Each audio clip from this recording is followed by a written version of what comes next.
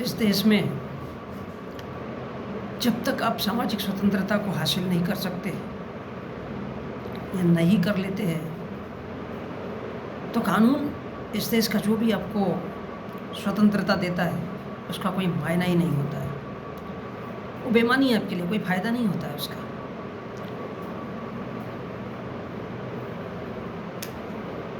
आज हम देखते हैं इस देश का SC ST और OBC पूरा का पूरा हिंदू बना बैठा है। तो इस देश की जो कानून की स्वतंत्रता है, अगर 1% चलो दे भी दी गई है, 1% अगर दे भी दी गई है तो उसका कोई वैल्यू ही नहीं है, क्योंकि ये समाज पूरा का पूरा हिंदू कहता है खुद को। आप मुसलमान हो, आप बौद्धिस्ट हो, आप सिख हो, आप ईसाई हो, क्योंकि आप धार्मिक अल्पसंख्यक में हो, माइनॉरिटीज़ में हो। कोई बुद्धिस्ट है तो कोई सिख है, कोई ईसाई है, कोई जैन है, कोई पारसी है। ये सब क्या है? धार्मिक अल्पसंख्यक। इनकी संख्या क्या है? कीड़े मकोड़े के जैसी। दिख गया तो दिख गया, नहीं तो ख़त्म है। अब बाकी के जो पूरे के पूरे वो कौन है? हिंदू। अब सपोज़ अगर इसमें मुसलमान है या कोई बौद्धिस्ट है या कोई सिख है,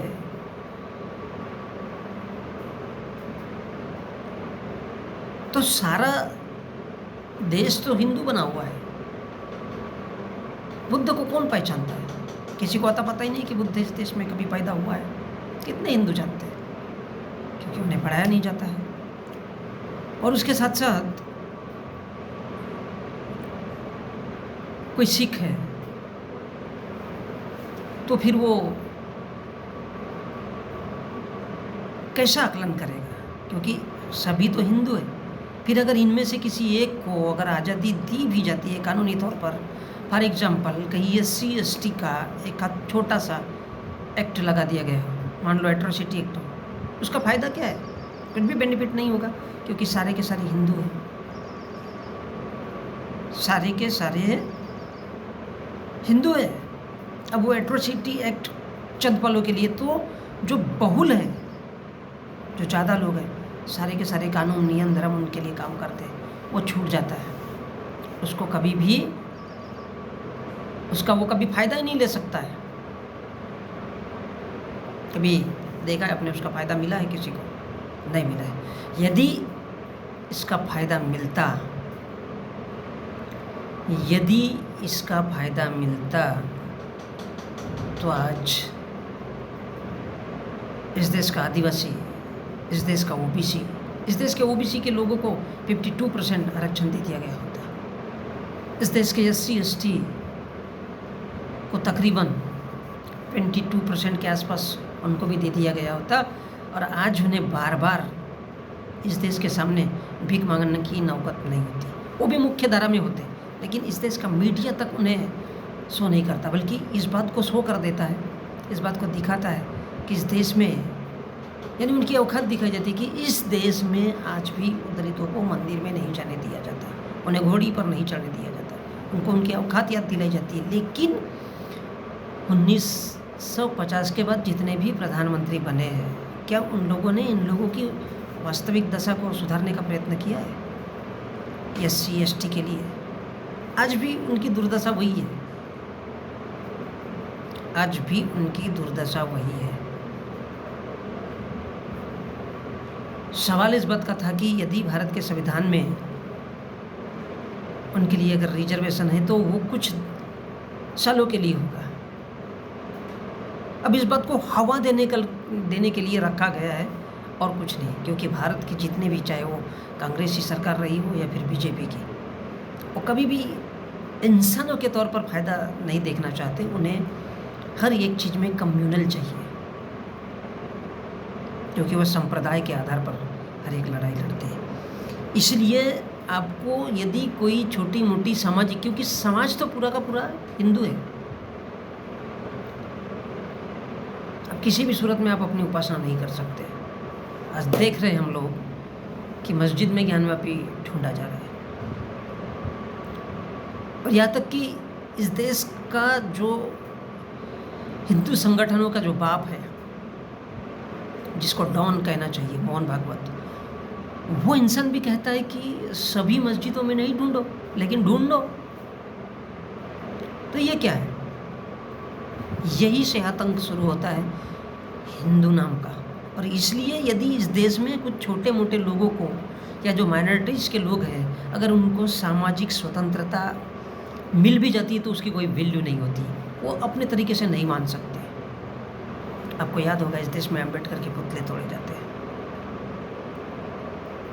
बुद्ध का जिक्र कभी भी किसी के सामने होने नहीं दिया जाना चाहता।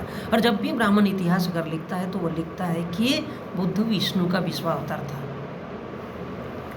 कौन था ये विष्णु? किसी कुत्ते बिल्ली का नाम था क्या? बुद्ध हजारों साल पहले बोलता है कि भगवान नहीं, फिर ये कहाँ घंटा भगवान आ गए? कौन है रे तू? तेरे बाप का नाम क्या है? कहाँ से आया विष्णु? लेकिन ब्राह्मण है, तिल मिला जाएगा साहब। ब्राह्मण है, तिल मिला जाएगा।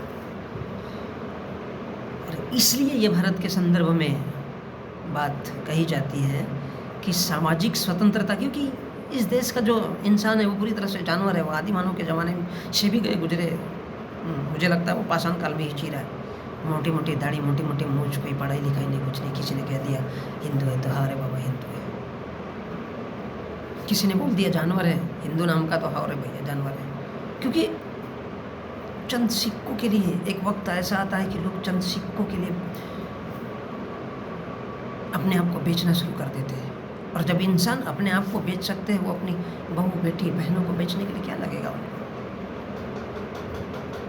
तो कहने के लिए हमारे देश में भारत का संविधान काम करता है, लेकिन सामाजिक स्वतंत्रता अगर हासिल नहीं है, सामाजिक स्वतंत्रता अगर हासिल नहीं है, तो इस देश का जो कानून आपको अधिकार देता है ना, उसका कोई मायना नहीं होता। इसलिए अगर आप थाने में, कोर्ट में, कचहरी में जाओगे, आपकी कोई सुनवाई नहीं होगी। कौन है भाई? बैठ, सारा भीख मांगो, चलो बाहर बैठो। लेकिन एक दौलतमंद इंसान जैसा कि जस्टिस वी एन खरे कहते हैं, बहुत अच्छी बात उन्होंने कही है कि इस देश अगर पैसा आपके जेब में नहीं हो तो भारत की कानून व्यवस्था की तरफ देखना भी नहीं, न्याय व्यवस्था की तरफ नहीं देखना, क्योंकि तुम भीख मांगे हो।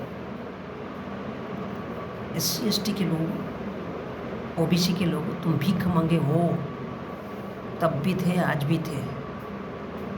इस देश का बच्चा जानता है, इस देश का ब्राह्मण का बच्चा जानता है, इस देश का ठाकुर का बच्चा जानता है, इस देश के बनिया का बच्चा जानता है अपना इतिहास जानता है कि साला वो विदेशी है। लेकिन इस देश का SC ST OBC और माइनॉरिटीज